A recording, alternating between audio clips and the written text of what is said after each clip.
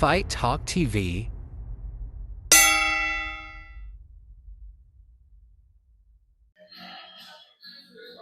Welcome back to Fight Talk TV. I'm your host, Nabil Chowdhury, and today we've got a very special guest. A man who fought his way from the streets of London all the way to Las Vegas under the Mayweather Promotions banner. He shared the ring with world champions, traveled the globe, and carved his own legacy in boxing. Please welcome Ashley the Treasure Theophane. Ooh. So Ashley, how did you boxing first enter your life? So I was a child. I was 5 years old. My dad used to watch the big fights. I watched it with my dad, and then I said, I want to try it out. I came to All Stars in 1988, and I fell in love with the sport. So growing up in London, what kept you focused on boxing and away from the distractions? For me, I always loved the sport, so it was always my goal from when I was a child to try and become a champion. So I feel like when you have a goal, you just have to focus on it.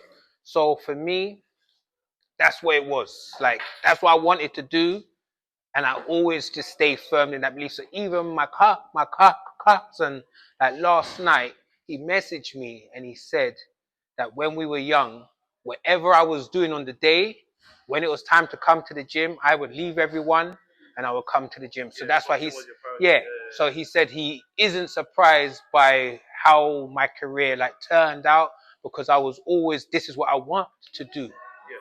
So describe how was your child like growing up in London? For me, this is where my heart is. This is the best place in the world for me.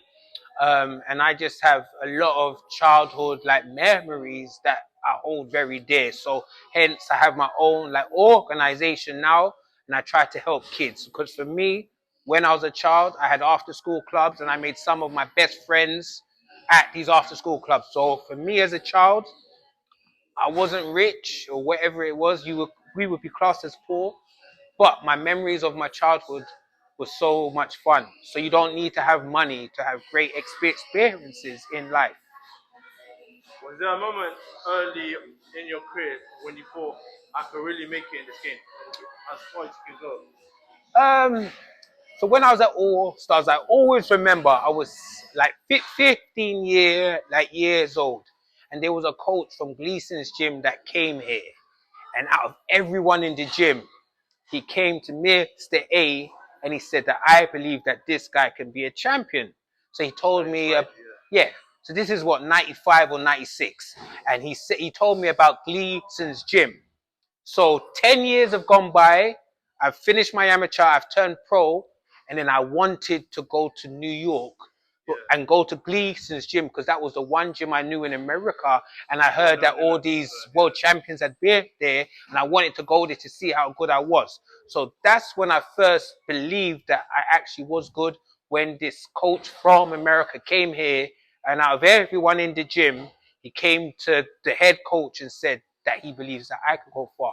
So that was maybe a point in my life that I said, I am actually good. Good. How many amateur fights did you have in your career, and what have you won in the amateurs? In my amateurs, didn't win nothing. I had 40 fights, won half of them. So your amateurs, in a sense. Talk about how you went ABA finals. No. I only went to the North Div finals, and I lost to the guy who went on to win it, like Lee Beavis. Yeah. So he beat me in the Northwest Divs. He went on to win the whole of the ABAs. But all of these ABA champs who were around at my time, who turned pro, I achieved more than them. Okay. So there's guys who've been signed to Frank Warren, they've been signed to Eddie Hearn, they've been signed to all these big promoters. I wasn't signed to none of them, and I achieved more than them. So it's great to have someone to have your back, to financially back you, but you don't need the promoters. You can, if you're good and you have determination in your heart, you actually can achieve what you want to achieve. Okay, so how did the connection come about with Mayweather? With Mayweather Promotions. Yeah. So how did you connect first met Mayweather? How did the connection happen? So yeah. So basically, I first went to America in 2005. So I was based in New York for 7 years. So I was training there. I had some fights there. I had become British champion while I was in like New York. So I was British champion, and while I was British champion, I went to Mayweather Promotions gym. So I went to the Mayweather Promotions gym. I met Floyd then. He asked me who I was and stuff. That was all it really was at that time. I met him.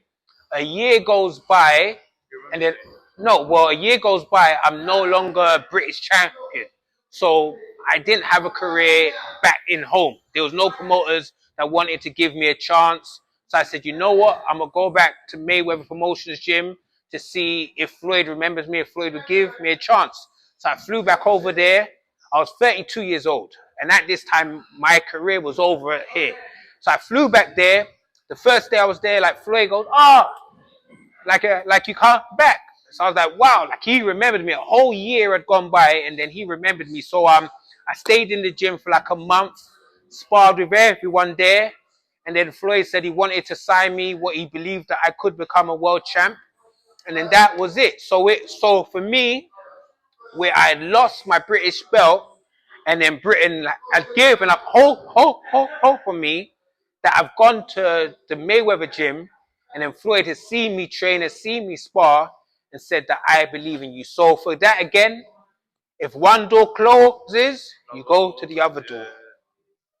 So how is Floyd Mayweather like as a person? Like describe his personality. So for me, I think with Floyd, everyone has a different relationship with him. So I'm not American, so I go there, I'm British, I'm kind of laid back. So for me, like me and Floyd always got on from when I first went there to now. If I see him now, he still says, hey, what is going on, blah, blah, blah. So, yeah, like he likes to talk, he likes to joke around, he likes to have fun. I feel that he lives his best life. So, it's nice to see someone who comes from a similar like background as you go on to achieve his dreams and live his best life. So for me, he still inspires a lot of guys, and he still likes to give back like to the sport, because he signed me. He didn't have to sign me, and he just said that I believe in you, and he tried to help me. So for me, I've always gotten with Floyd.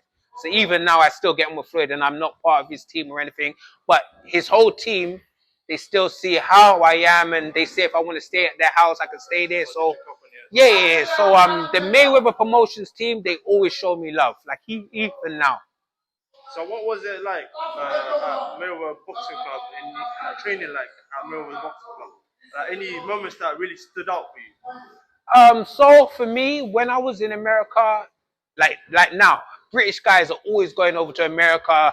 Now it's normal now. But when I was going, yeah, they're always going there now.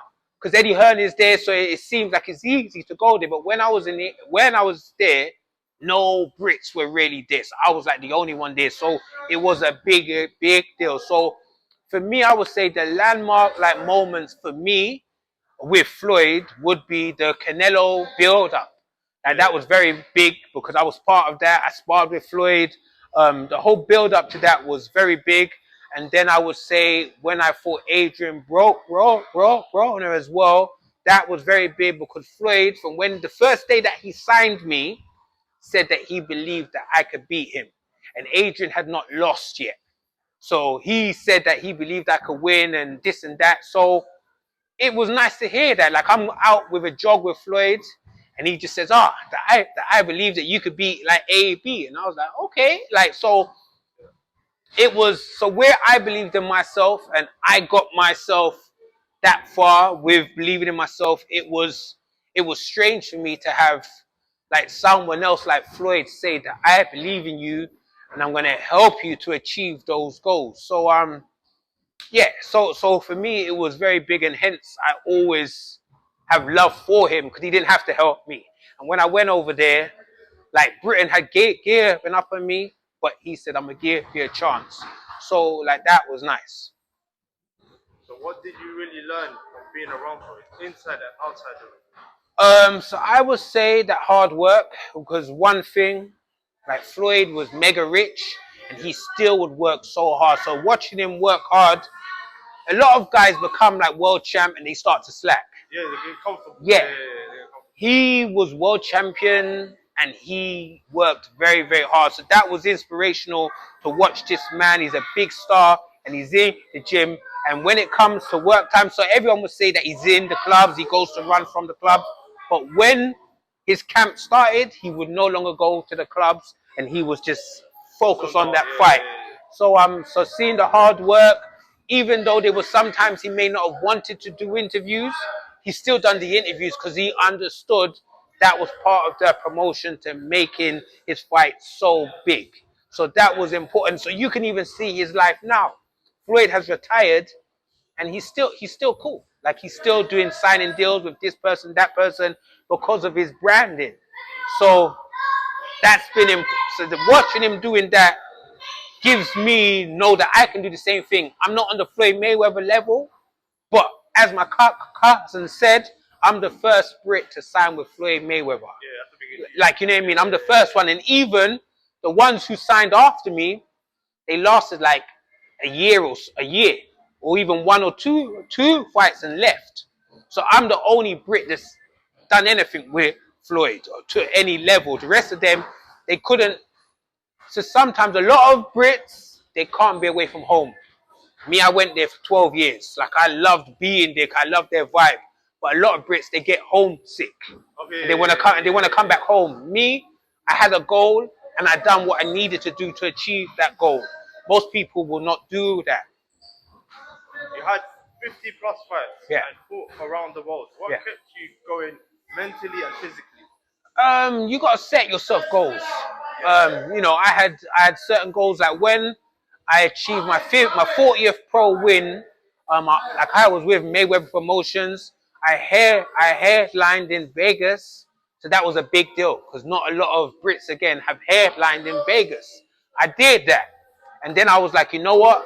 I'm getting old now. I'm setting myself 10 more wins, then I'm gonna retire. So then I had a goal to get to 50 wins, then retire. I left Mayweather Promotions, and then I went on to do a world tour, and then I got 10 more wins, and then I retired with my 50 wins. So, how did your mindset change from your early fights to your final ones? Um, the early fights, I remember I turned pro. I was with like all stars here. I turned pro. I was with the head coach here. It was just coach at the time? Mr. A. Yeah. Azola Kai. So he was my first coach as an amateur, and he believed in me as a kid. You know what I'm saying? That even if I got involved in stuff on the streets and stuff, I could always come to him. I could always just talk to him. So it's important to have folks to mentor you as well. Like you can look to that. That's what I'm saying. I have retired now, and my organization basically is trying to do what he done with so many kids. He helped so many kids to change their life and to achieve their dreams. So hence, now I've retired. That's what I want to do. So it's important to have folks that believe in you. So yeah. Go on. Okay. Even now, do you still train, or is it just that about discipline therapy or the love for the game? I still train every day. I still train every day. Looking back, which fight means to you the most, win or lose, and why? I would say there's two. When I fought for the world belt, because yeah, because that was always a dream from when I was a 4-year-old kid, a 5-year-old kid. I wanted to fight for the big belt. I wanted to go to the USA. So to get that far from where I come from, that was that meant a lot to me. And also to fight on the Canelo card was so big. It was, yeah, I think it's still done the most like money or whatever it is. It's one of the highest. Yeah. So like that was such a big event. That was very, very big to be on that card. So, how did you get the nickname Treasure? So that's basically my mother's side of the family. That's their last name. So that's why I use it. When you first turned professional, what were some of the biggest surprises you discovered about the business side of boxing? That pro boxing's corrupt. Pro boxing's corrupt, but you just have to have thick skin, believe in yourself, and just go through the ups and downs.